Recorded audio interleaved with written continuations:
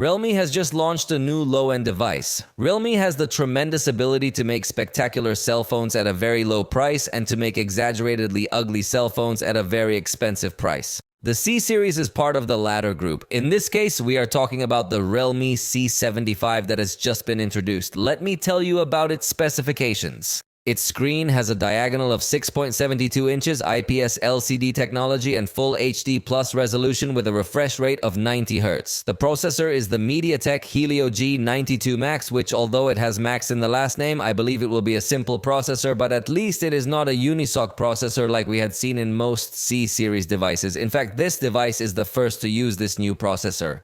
On the back, we will find a 50-megapixel camera and two decorative circles that look like three cameras. On the front, 8 megapixels for video calls, and like several C-series devices, Realme boasts that it will have very good resistance, that it will withstand falls, withstand pressure, extreme climates, and more, even without such a robust design.